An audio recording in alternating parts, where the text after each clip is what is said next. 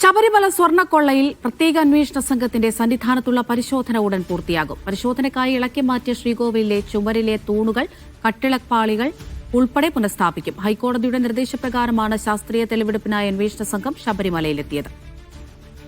S Nandusha വിവരങ്ങൾ നൽകാനായി ചേരുന്നുണ്ട്. നന്ദുഷ, സന്നിധാനത്ത് പരിശോധന തുടരുകയാണ്. ഇത് ഉച്ചപൂജയ്ക്കും മറ്റുമായി നട അടയ്ക്കുന്ന സമയത്താണോ സംഘം പരിശോധിക്കുന്നത്? ഭക്തർക്ക് എന്തെങ്കിലും തരത്തിലുള്ള ബുദ്ധിമുട്ട് ഈ പരിശോധന നടക്കുന്ന സമയത്ത് അനുഭവപ്പെടുന്നുണ്ടോ? അമൃത, തീർത്ഥാടകരുടെ ദർശനത്തെ ഒട്ടും ബാധിക്കാത്ത തരത്തിലാണ് പരിശോധനകൾ പുരോഗമിക്കുന്നത്. 1 മണിയോടെ, അതായത് ഉച്ചപൂജയ്ക്ക് ശേഷം നട അടച്ചപ്പോഴാണ് എസ്ഐടി സംഘം ശ്രീകോവിലിന് സമീപത്തെത്തി പരിശോധനകൾ ആരംഭിച്ചത്.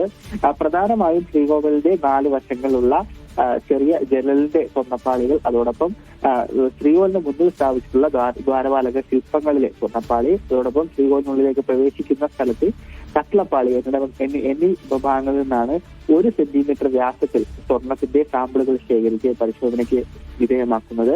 ഇതിൽ 4 വശങ്ങളിലും പരിശോധനകൾ പൂർത്തിയായിട്ടുണ്ട്. സാമ്പിൾ ശേഖരിച്ച ശേഷം പാളികൾ, അതായത് സ്വർണ്ണപ്പാളികൾ അതായത് സ്ഥലത്ത് തന്നെ പുനഃസ്ഥാപിക്കപ്പെട്ടിട്ടുണ്ട്.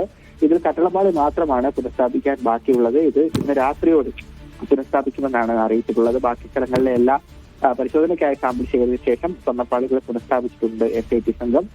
എസ്ഐയുടെ നേതൃത്വത്തിലുള്ള സംഘമാണ്, പതിനഞ്ചംഗ സംഘമാണ് പരിശോധന നടത്തുന്നത്. ഗോൾഡ് സ്മിത്ത് അടക്കമുള്ള ദോഷഭാഗങ്ങളുടെ പരിശോധനയിൽ വൈദഗ്ധ്യമുള്ള ആളുകൾ ഉൾപ്പെടുന്ന സംഘമാണ് ഇപ്പോൾ പരിശോധനയ്ക്ക് പിന്നിൽ. അപ്പോൾ ഇന്നൊരു ദിവസം കൊണ്ട് തന്നെ പരിശോധന പൂർത്തിയാകുമെന്നാണോ നന്ദുഷ?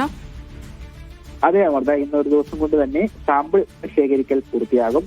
ഇതിന്റെ പരിശോധനയുടെ ഒരു അവസാന ഘട്ടത്തിലേക്ക് ഒരുപക്ഷെ ചിലപ്പോൾ സന്നിധാനത്ത് വെച്ച് തന്നെ ഇതിന്റെ പൂർണ്ണമായ പരിശോധന ഉണ്ടാകണം എന്നില്ല. സാമ്പിൾ ശേഖരണം പൂർത്തിയാകും എന്നുള്ള ഉറപ്പാണ്. ഏതാണ്ട് പൂർത്തിയായി കഴിഞ്ഞു എന്ന് വേണം പറയാൻ. ഇതിൽ കട്ടിളപ്പാളിയിൽ നിന്നും സാമ്പിൾ ശേഖരിച്ച ശേഷം കട്ടിളപ്പാളി പുനഃസ്ഥാപിക്കുന്നത് മാത്രമാണ് ഇപ്പോൾ ബാക്കിയുള്ളത്. അത് രാത്രിയോടെ നട അടച്ചതിന് ശേഷമായിരിക്കും പുനഃസ്ഥാപിക്കുക.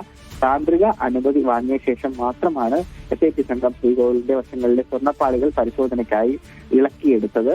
ദേവന്റെ ഉൾപ്പെടെ അനുമതി തന്ത്രി പ്രത്യേക ശബരിമലയുടെ ആചാരാനുഷ്ഠാനങ്ങൾക്കനുസരിച്ച് വാങ്ങിയ ശേഷമായിരുന്നു എസ്ഐടിയുടെ നടപടി. അമൃത.